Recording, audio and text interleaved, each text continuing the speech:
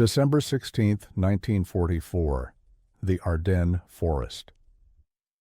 A German officer peers through binoculars at the advancing American positions. His men are confident. They have launched the largest German offensive on the Western Front since 1940.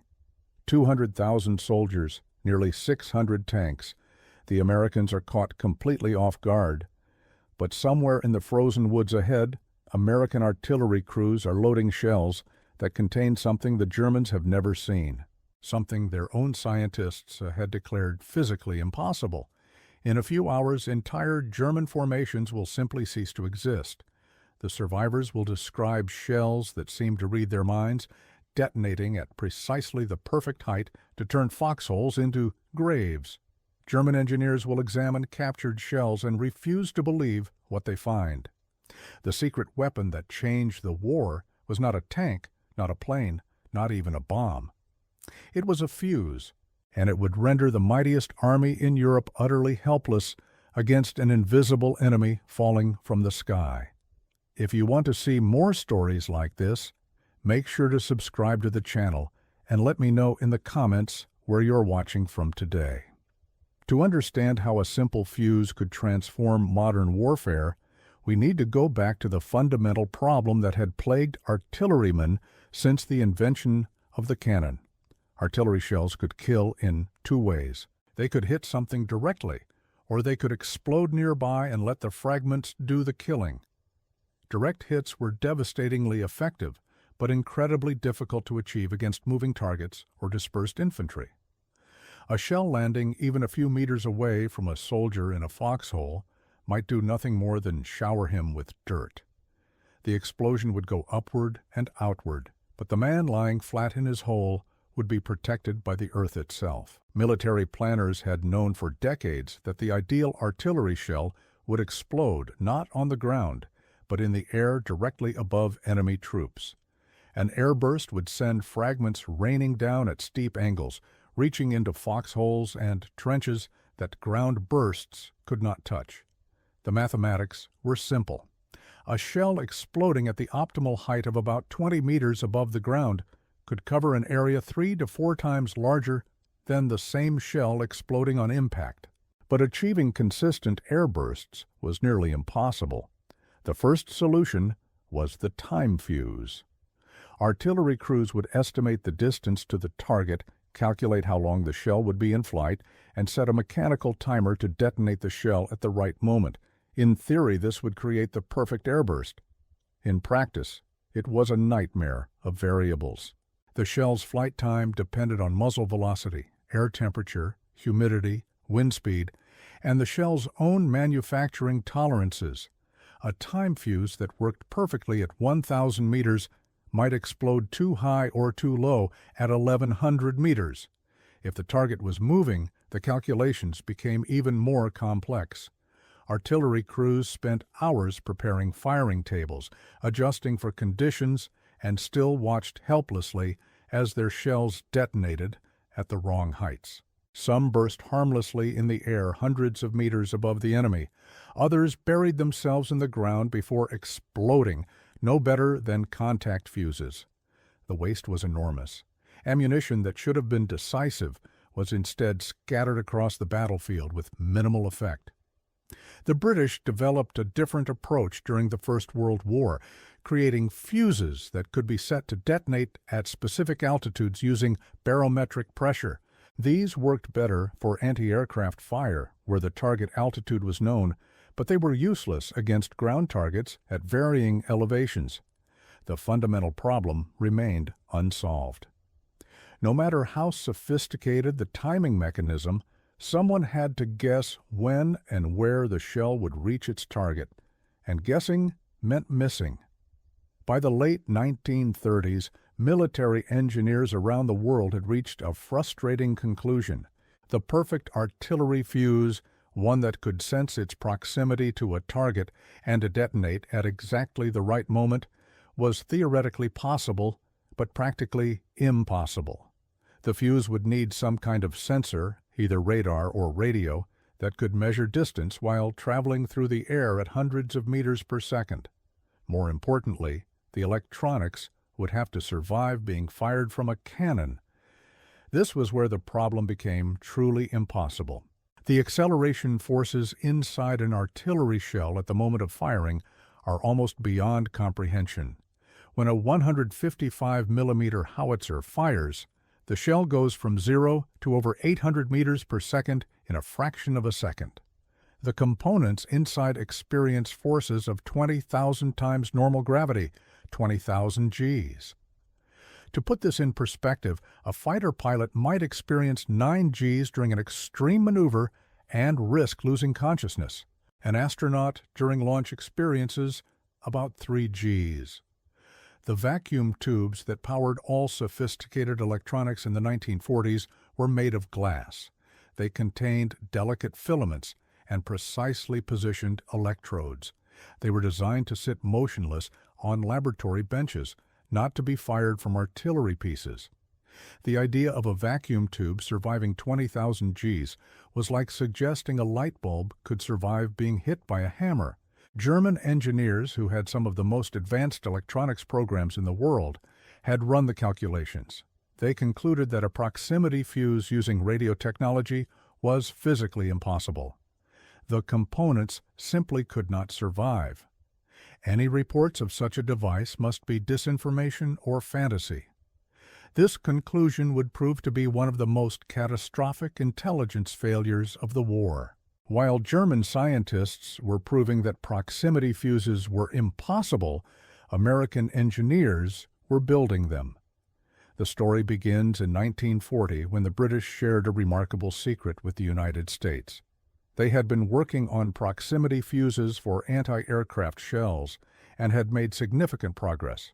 But the demands of wartime production and the constant threat of German bombing made it impossible for them to continue development alone. The technology was handed over to the Americans with a simple request: make it work. The project was assigned to the Johns Hopkins Applied Physics Laboratory, a newly created organization that would become one of the most important military research centers in American history.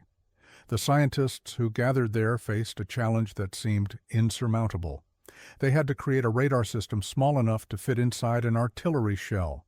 They had to make it rugged enough to survive being fired from a gun. They had to make it accurate enough to detect targets and trigger detonation at precisely the right moment. And they had to make it cheap enough to produce in the millions. Any one of these requirements would have been a major engineering achievement. Together, they seemed impossible. The breakthrough came from an unexpected direction. Instead of trying to make existing vacuum tubes stronger, the engineers decided to create entirely new tubes specifically designed for the brutal environment inside an artillery shell. These miniature tubes were barely the size of a human thumb, yet they contained all the components necessary to amplify radio signals. The filaments were made of special alloys that could withstand extreme forces. The internal supports were redesigned to absorb shock rather than transmit it. Most importantly, the tubes were filled with gases at specific pressures that actually helped dampen vibrations during acceleration. The result was a vacuum tube that could survive forces that would destroy any commercial electronic component. But the tubes were only part of the solution. The proximity fuse needed a complete radio system, including a transmitter, receiver, antenna, and power supply. The transmitter would send out a continuous radio signal at frequencies between 180 and 220 megahertz. This signal would bounce off any nearby object, whether an aircraft, a building, or the ground itself. The receiver would detect the reflected signal, and here was the key innovation. As the shell approached a target, the reflected signal would interfere with the transmitted signal, creating a distinctive pattern that increased in frequency as the distance closed. When this frequency reached a threshold corresponding to about 20 meters, the fuse would trigger detonation. The power supply presented its own unique challenge. Batteries of the era could not survive 20,000 Gs any better than vacuum tubes could. The solution was elegant. A small propeller was fitted to the nose of the fuse. protected during the initial acceleration by a removable cap. Once the shell left the gun barrel, the propeller would extend into the airstream and begin spinning. This rotation drove a tiny generator that charged a set of capacitors, which in turn powered the radio circuit. The system had several crucial advantages. First, the fuse was completely inert until fired. A shell could be dropped, jostled, even struck, and it would not explode because the electronic system had no power. This made the fuses remarkably safe to handle and transport. Second, the system could not be jammed because it only activated during the final seconds of flight, and by then the shell was traveling too fast for any countermeasure to be effective. Third, the entire package was small enough to fit in the nose of a standard artillery shell, meaning existing guns could fire the new ammunition without modification. By 1942, the proximity fuse was ready for testing. The results exceeded all expectations. Against aerial targets, the fuses achieved hit rates that made fuses look primitive. A shell did not need to strike an aircraft directly. It simply needed to pass within lethal range, and the fuse would do the rest. The American Navy immediately recognized the potential. For months, naval anti-aircraft gunners had watched Japanese aircraft press their attacks through curtains of fire, relying on the poor accuracy of time-fused shells to survive long enough to deliver their bombs or torpedoes.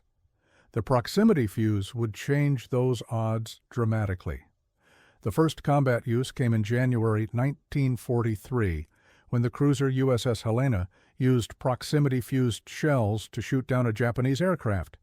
It was the beginning of a revolution in naval air defense. Within months, American ships were destroying Japanese aircraft at rates that seemed miraculous. Kamikaze attacks, which had once been nearly impossible to stop, became suicidal in a different sense. The aircraft were being destroyed so consistently that the Japanese began to wonder if the Americans had developed some kind of secret weapon. They had. But the proximity fuse remained one of the most closely guarded secrets of the war. The Pentagon classified it at the same level as the atomic bomb itself. This was not paranoia. Intelligence analysts had gamed out the consequences of the technology falling into enemy hands. If Germany equipped its anti-aircraft guns with proximity fuses, bomber losses over the Reich could increase by 300%. The strategic air campaign that was slowly grinding down German industry might become impossible to sustain. American and British bomber crews were already suffering terrible casualties. A threefold increase would mean the end of daylight bombing over Europe. The fear extended beyond air warfare. If German engineers understood the principle, they might develop countermeasures that could blind Allied radar systems across all applications. The entire technological advantage that made Allied air superiority possible could evaporate. So the military imposed extraordinary restrictions on how the fuses could be used. For the first 2 years of their existence, proximity fuses were authorized only for naval use over water. The logic was simple. A dud shell fired over water would sink to the bottom of the ocean, far beyond any possibility of enemy recovery, but a dud fired over land might fall intact into enemy hands. When a dud proximity-fused shell landed on Sicily during the invasion in July 1943, headquarters dispatched a special patrol to recover it before German forces could find it. The shell was located and destroyed, but the incident highlighted the risks. Ground commanders who knew about the proximity fuse begged for permission to use it. They could see the devastating potential against German infantry in prepared positions. But the answer was always no. The secret was too important to risk. This policy meant that one of the war's most effective weapons sat in warehouses, while American soldiers died attacking positions that could have been destroyed from a safe distance. The frustration was immense, but the calculus seemed clear. A temporary tactical advantage was not worth a permanent strategic disaster. If you are enjoying this deep dive into one of the war's most secret weapons, take a moment to like this video and share it with someone who appreciates real military history. Now let us continue with how everything changed in December 1944. The situation transformed with terrifying suddenness on December 16, 1944.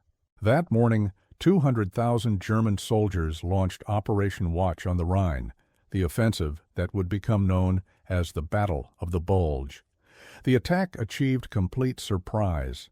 American intelligence had missed the massive buildup of German forces in the Ardennes. Units that were supposed to be resting and refitting suddenly found themselves fighting for survival against overwhelming odds. The German plan was ambitious. Armored spearheads would punch through the thin American lines, cross the Meuse River, and capture the vital port of Antwerp. If successful, the offensive would split the Allied armies in two and potentially force a negotiated peace in the West. The weather favored the Germans. Low clouds and fog grounded the Allied air forces that had dominated the battlefield since Normandy. Without air support, American troops faced German armor on terms that favored the attackers. The first days were a catastrophe. Units were overrun, surrounded, cut off. The 106th Infantry Division, newly arrived in Europe and holding a quiet sector, was shattered. Two of its 3 regiments were forced to surrender, the largest mass surrender of American troops since the Civil War. Colonel Oscar Alfred Axelson commanded an artillery group supporting the embattled American forces. He had proximity fuses in his ammunition stockpiles. He knew what they could do. And he watched as German formations massed for attacks that his conventional shells could barely disrupt. The restrictions on proximity fuse use still technically applied. Supreme Commander Dwight Eisenhower had not authorized their deployment over land. The fear of German engineers reverse engineering the technology remained, but Axelson faced a more immediate fear. His soldiers were being killed, his positions were being overrun. The entire Allied position in Europe might collapse if the German offensive succeeded. On December 16th, Axelson made a decision that technically violated his orders. He authorized the use of proximity fuses against German ground forces. It was not a decision made lightly. Axelson knew the potential consequences if the technology was compromised, but he also knew the certain consequences if his artillery continued to fire ineffective time-fused shells while German infantry advanced. The first proximity-fused shells fell on German assembly areas near the town of Krinkelt. The effects were immediate and devastating. German soldiers who had survived years of artillery fire on the Eastern Front suddenly encountered something entirely new. Shells that exploded in the air above them with perfect precision. Foxholes that had always provided protection now became traps. The fragments came straight down at angles that no amount of digging could defeat. The 99th Infantry Division's after-action report documented the results. VT-fused concentrations on German assembly areas resulted in extraordinary casualties among lead battalions within 12 minutes of fire mission commencement. Enemy medical services were overwhelmed. 12 minutes. That was all it took to break the momentum of an attack that had been building for months. German commanders reported that their assault units were being destroyed before they could even reach the American lines.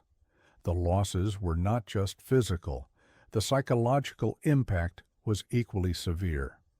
German soldiers had developed instincts over years of combat. They knew how to survive artillery barrages. They knew that when shells started falling, you got down and stayed down until it was over. This knowledge had kept them alive through countless bombardments. Now their knowledge was killing them. The instinct to take cover in a foxhole was exactly wrong. The shells were not exploding on the ground. They were exploding above. Men who dove for cover were presenting their heads and shoulders to a rain of fragments. Medical stations reported wound patterns they had never seen before. Deep puncture wounds from above, concentrated on shoulders and heads. The injuries were horrific. Fragments traveling at high velocity struck from angles that helmets could not protect. Many wounds were immediately fatal. Others left men with devastating injuries to the brain and spine. Word spread through German ranks with the speed of fear. There was a new American weapon, shells that could find you wherever you hid. Rumors multiplied. Some said the Americans had developed shells that could see. Others claimed the weapons were guided by some kind of magnetic detection. The truth was worse than any rumor. The shells were simply smarter than anything the Germans had encountered. They did not need to find you. They only needed to get close.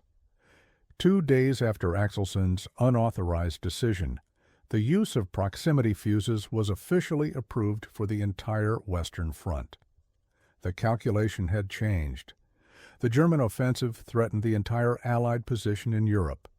The risk of technology compromise was now outweighed by the immediate danger of military defeat.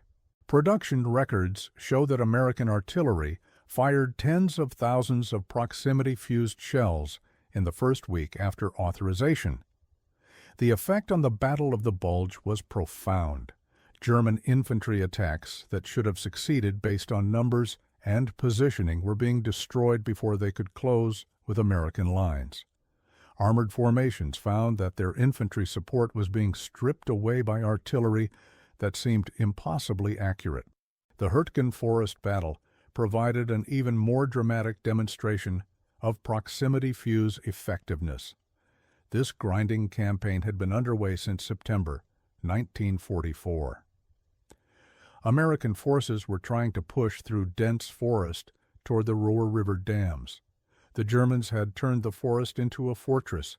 Every clearing was a kill zone. Every hill was fortified. The trees themselves were weapons. German mortars and artillery were fused to burst in the treetops, showering fragments down on troops below. The Americans had no equivalent capability. Their time-fused shells either burst harmlessly above the canopy or exploded on the ground where tree trunks absorbed most of the fragments. Casualties had been horrific. Some divisions suffered over 100% turnover, meaning they had lost more men than their original strength. The forest had earned nicknames like Death Factory and the Green Hell. When proximity fuses became available on December 18th, the equation changed instantly. Now American artillery could produce the same deadly tree bursts that German gunners had mastered, but with far greater precision. Time-fused shells required careful calculation to detonate at treetop height.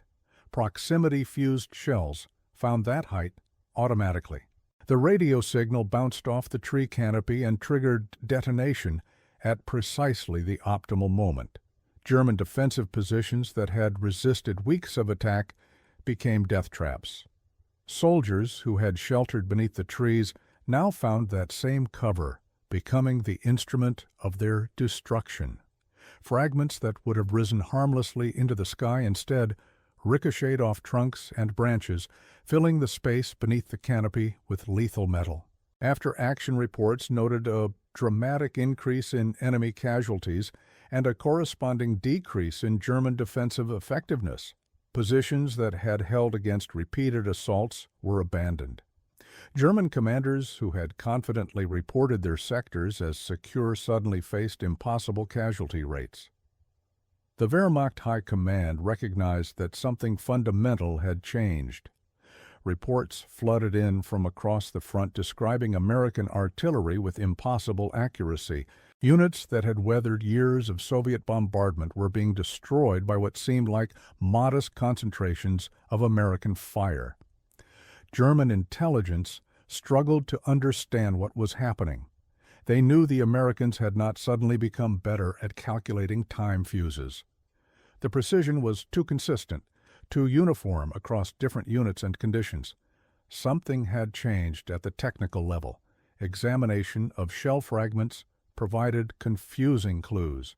The scoring patterns suggested airburst detonation, but at altitudes that time fuses could not reliably achieve. German artillery experts noted that the bursts were occurring at remarkably consistent heights above ground, regardless of terrain variations that should have thrown off any timing calculations.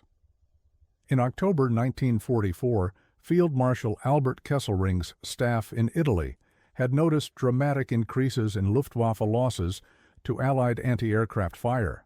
They recovered fragments with the same unusual patterns. Something was allowing the Americans to detonate shells at precisely the right moment to maximize damage. But what? The answer literally fell into German hands. During the Battle of the Bulge, German forces captured approximately 20,000 proximity fuses.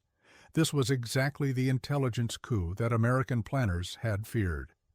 2 years of secrecy, special recovery missions, restrictions that had cost lives, all seemingly wasted. The most closely guarded secret of the war was now in German possession. And then something remarkable happened. The Germans failed to understand what they had captured. When German engineers examined the proximity fuses, they encountered something that contradicted everything they believed about physics and electronics. Inside the fuse casing, they found what appeared to be vacuum tubes, 4 or 5 of them depending on the model. This made no sense. German scientists had calculated that vacuum tubes could not survive the acceleration forces of artillery firing. The math was clear. The forces were too extreme. Glass would shatter, filaments would snap, the delicate internal components would be destroyed instantly. Yet here were shells that had clearly been fired and recovered without detonating. The tubes inside appeared intact. Rather than question their assumptions, German engineers concluded that the visible tubes must be decoys. The real mechanism, whatever it was, must be hidden somewhere else in the fuse.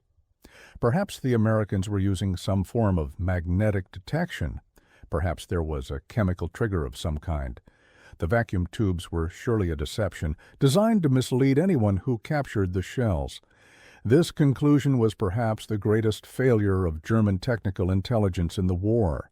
They held the most significant technological advance in artillery since the invention of the time fuse, and they dismissed it as impossible.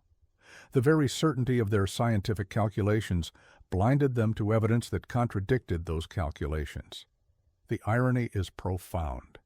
German engineers were not wrong that vacuum tubes normally could not survive 20,000 Gs. What they failed to imagine was that the Americans had created entirely new vacuum tubes specifically designed for this purpose. German scientific culture of the era prized theoretical rigor. If the calculations said something was impossible, then it was impossible. The idea that someone might simply engineer around the theoretical limits did not occur to them. American engineering culture took a different approach. If the existing components could not do the job, build new components. If the theoretical limits were too restrictive, find practical workarounds. The clash of these two approaches determined who would control the air over Europe and who would suffer devastating casualties on the ground. While German engineers were explaining why the captured fuses could not work, American artillery was using those same fuses to destroy German formations across the Western Front. The disconnect between German theory and American practice was costing German lives by the thousands. The Wehrmacht response to proximity fuses revealed the depth of their confusion. Unable to understand the weapon, they could only respond to its effects. A directive issued on February 10, 1945, required all units to construct foxholes minimum 2.5 meters deep with overhead cover of logs, minimum 30 centimeters in diameter, covered with 50 centimeters of earth. This was an admission of helplessness. German soldiers were being told to build elaborate bunkers for protection against artillery that their own engineers said could not exist. The defensive positions that German forces had relied upon for years were no longer adequate.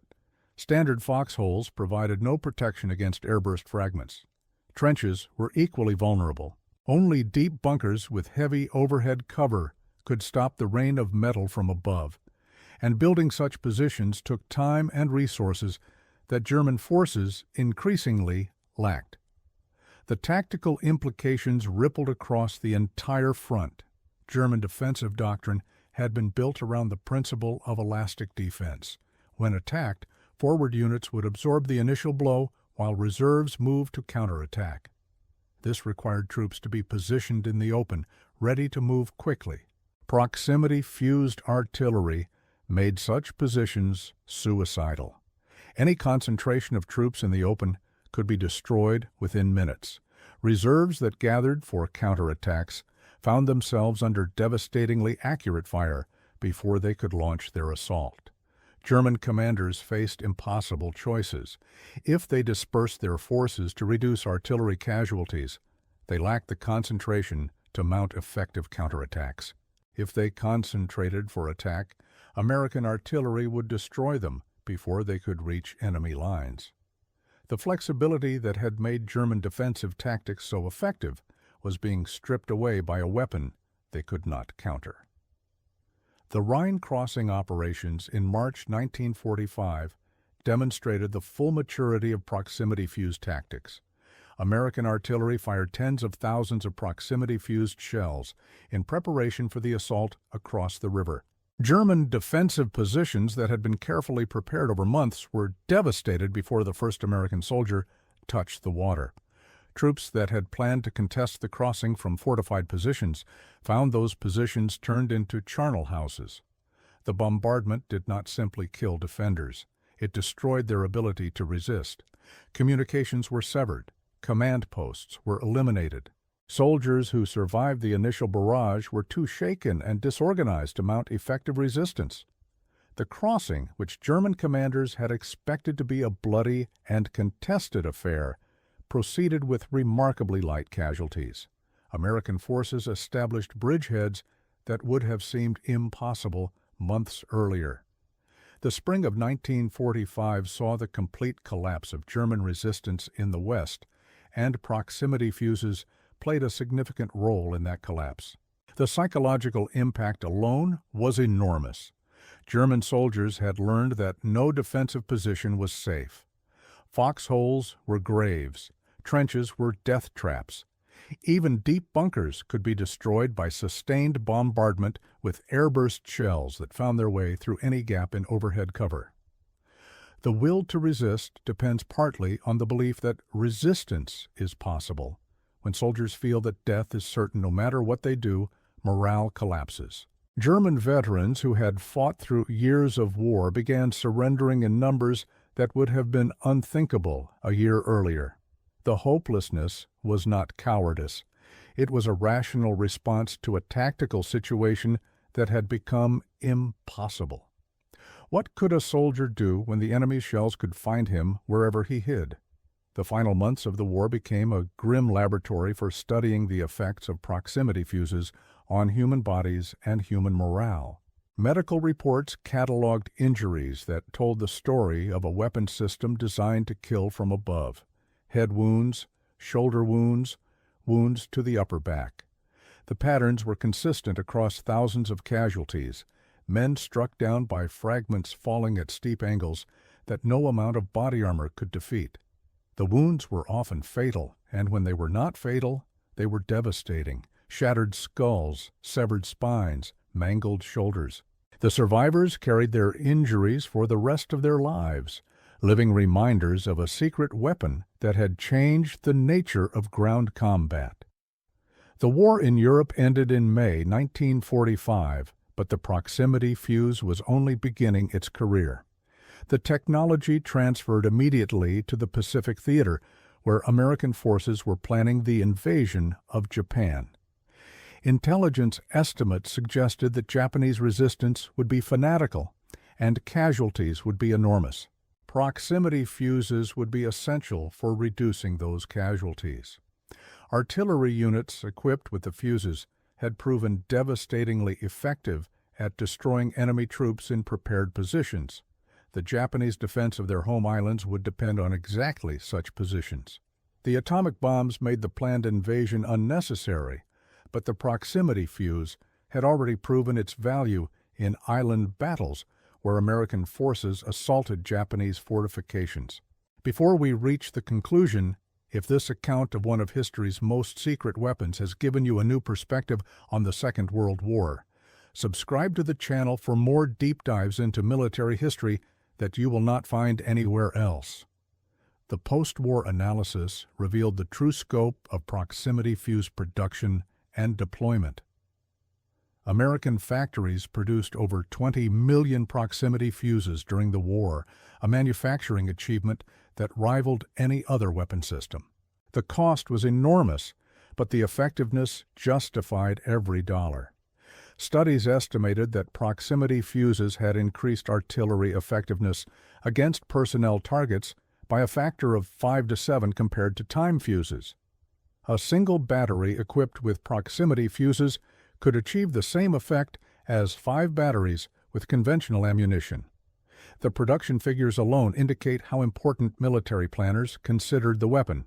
20 million fuses required 20 million sets of miniaturized vacuum tubes, 20 million propeller assemblies, 20 million radio circuits. Each fuse was essentially a disposable electronic device of remarkable sophistication, created in an era when electronics were still a luxury item in civilian life. The manufacturing precision required to mass-produce such devices pushed American industrial capabilities to their limits and beyond. The technological legacy extended far past the war itself. The miniaturized vacuum tubes developed for proximity fuses represented a breakthrough in electronics that would influence the entire field. Engineers who had learned to pack sophisticated circuits into artillery shells went on to design systems for guided missiles, early computers, and eventually the space program. The production techniques developed to manufacture millions of fuses with consistent quality became the foundation of modern electronics manufacturing. The proximity fuse was not just a weapon. It was a proof of concept that miniaturized electronics could work in extreme environments, opening doors that would lead to technologies its creators never imagined. The German failure to understand and counter the proximity fuse remains one of the great intelligence failures of military history. German science and engineering in the 1940s were world-class by any measure. German radar systems were sophisticated. German electronics programs produced innovative designs. German scientists understood radio theory as well as anyone in the world. Yet, when presented with working examples of proximity fuses, they convinced themselves that what they were seeing was impossible. This failure stemmed from a deeper problem in German scientific culture. Theoretical elegance was prized over practical results. If the theory said something could not work, then it could not work, regardless of evidence to the contrary. American engineers took the opposite approach. If something needed to work, they would find a way to make it work, even if the theory suggested otherwise. This cultural difference, as much as any specific technical advantage, determined the outcome of the proximity fuse competition. The human cost of the proximity fuse is difficult to calculate with precision. German casualty records from the final months of the war are incomplete, and attributing specific deaths to specific weapon systems is often impossible. But the fragmentary evidence suggests that proximity-fused artillery inflicted tens of thousands of casualties in the final 6 months of the European war. The Battle of the Bulge alone saw German losses that military historians attribute significantly to the sudden introduction of the new fuses. The Hürtgen forest fighting, the Rhine crossing, the final push into Germany itself, all involved massive use of proximity-fused ammunition.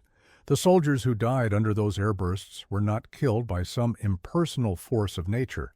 They were killed by a weapon that represented thousands of hours of research, millions of dollars of investment, and the combined ingenuity of hundreds of engineers and scientists.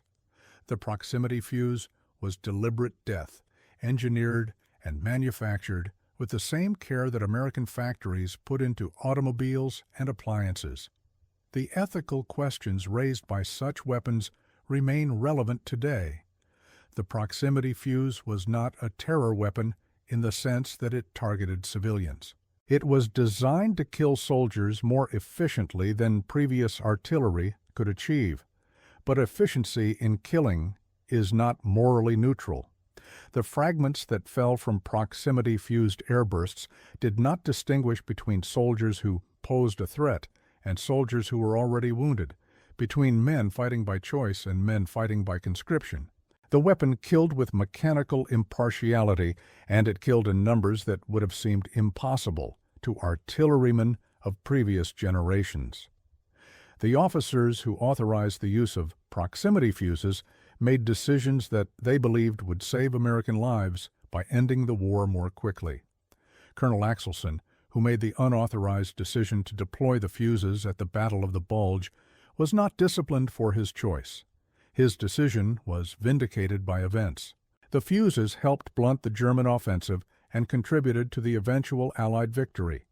History has generally judged him as a commander who made a difficult call correctly. But history is written by the victors. For the German soldiers who died under those airbursts, the ethical calculation might look different. The proximity fuse changed warfare in ways that extended far beyond its immediate tactical effects. It demonstrated that electronic weapons could transform the battlefield as decisively as any new class of ship or aircraft. It proved that miniaturization was possible even under the most extreme conditions. It established patterns of classified weapons development that would characterize the Cold War and continue to the present day. The fuse that fell on German troops in December 1944 was the ancestor of guided missiles, smart bombs, and the entire ecosystem of precision-guided munitions that define modern warfare.